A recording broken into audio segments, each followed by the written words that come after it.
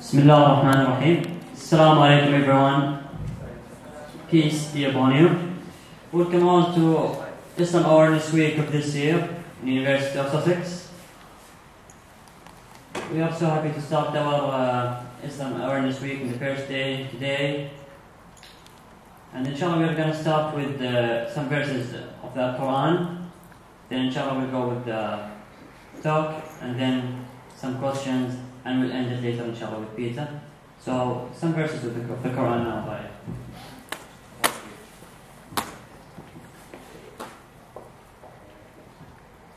أعوذ بالله من الشيطان الرجيم الله نور السماوات والأرض مثل نوره كمشكاة فيها مصباح المصباح في زجاجة الزجاجة كأنها كوكب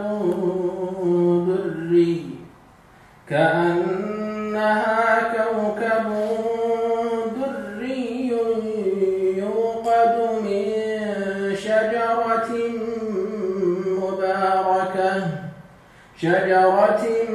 مباركة زيتونة لا شرقية ولا غربية يكاد زيتها يضيء ولو لم تمسسه نار نور على نور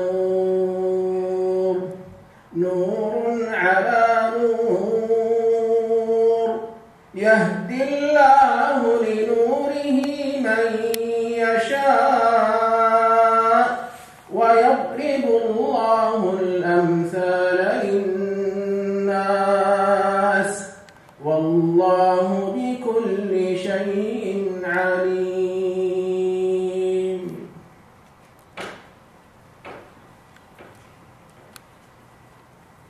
Thank you, Barabi.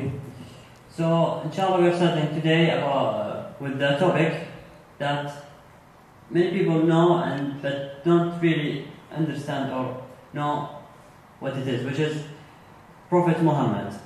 There has been some attempts lately of bringing him in or making jokes on him, and many people got violent and got angry.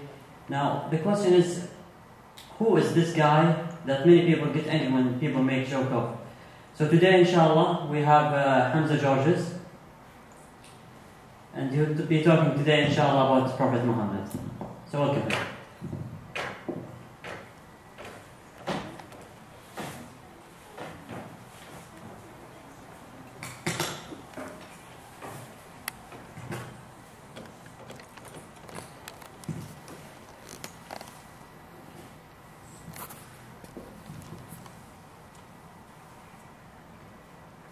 Everyone can hear me?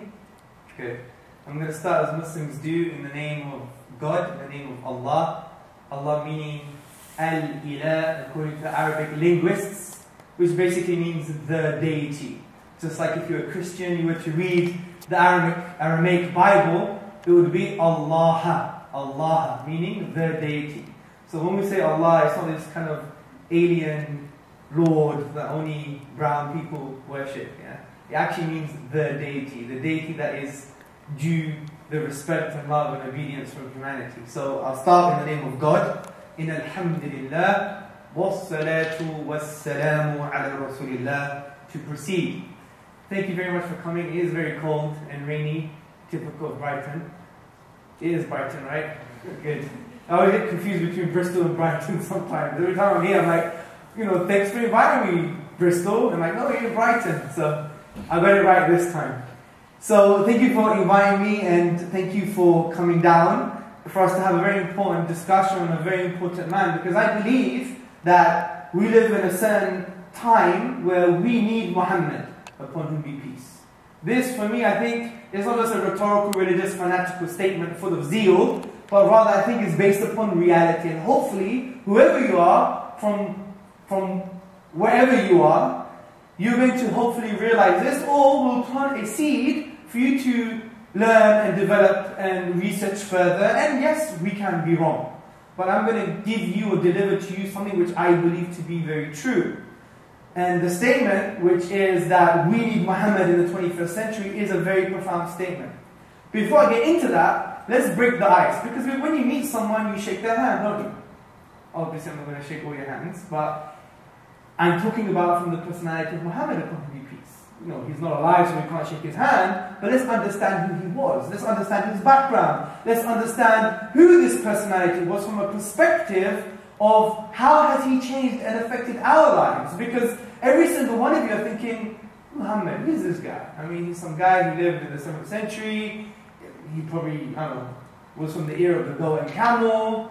They had sandals, and that was it. And who cares? I live in the 21st century, and it's irrelevant. I don't really care about this man. He's just like another man called Jesus, or Gandhi, or Plato, or Aristotle, that only academics talk about and discuss, and maybe politicians may refer to once in a while. But I want to really show you a really interesting introduction between yourselves and Muhammad, upon whom be peace.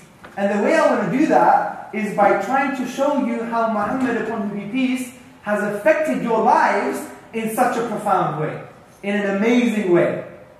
And I want to talk about 3 things. This is before we talk about his legacy, by the way, yeah? 3 things. Number 1, your iPhone. Who has an iPhone? Anyone have an iPhone? Everyone has. That's it. You're all bought into the consumerist, devonist culture, yeah? So we have the iPhone. The other thing I want to talk about is weed. Who smokes weed? So you're not going to admit that. Oh, you did. Maybe because you're saying it because he's high at the moment. Maybe he's saying that's who smokes weed. So some of you smoke weed. And the other one is what? Who's black here? Black, you know black brother, man. Like in between, man. Like, hey, I like that. So who's white? Who's white? Bro, you're white. I don't care if you're Pakistani, you're white. Brother Anas, he's from Karachi, man. He would Karachi like black, like raisins. Look at him. He's like white. What's happened to him? MashaAllah. So, and now why am I mentioning these things? iPhone, weed, and being black. Now, why am I mentioning these things? Well, let me just talk to you about how it relates to everything that we're going to talk about today.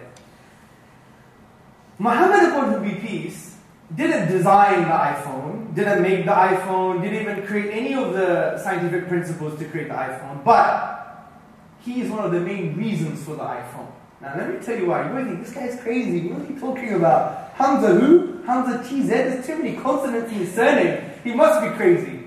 Now, listen to this. Muhammad, upon whom be peace, he came with a certain message to humanity, which we believe as Muslims is one based on tranquility from an essential perspective.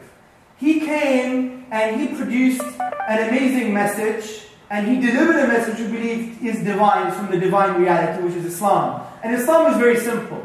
Islam says, don't worship yourself, don't worship other people, don't worship social pressure, worship the divine reality. Every soul in Arabic is ruh. Every soul seeks freedom. Okay? The Arabic word for freedom is what? Raha. Raha. Is hurriya, but you have another etymological root that links to ruh, which means soul, is raha, meaning liberty, tranquility, and freedom. So the soul seeks freedom. But how is it going to achieve that? From the Islamic spiritual perspective and an existential perspective, meaning what does it mean to exist? The soul achieves that by doing what? By worshipping things. It sanctifies things. What does worship mean? Obeying, referring to, using as a reference, loving, giving value. So that's what we do to our own selves sometimes, our own egos. We love, we obey, we refer to our own egos. That's a form of worship from this perspective. Or, if that doesn't work, we go and worship society. L'Oreal, because I'm worth it. Yeah? It happens all the time. Like many of you have your hair or the way you dress, probably not because you really want to from an intrinsic perspective. Because you're just a social animal. And when you look in the mirror, you don't really think, what do I I think about myself today? You think like, right, am I going to look stupid, or does it fit my personality, and does it look right with my bracelets? And do you see the point?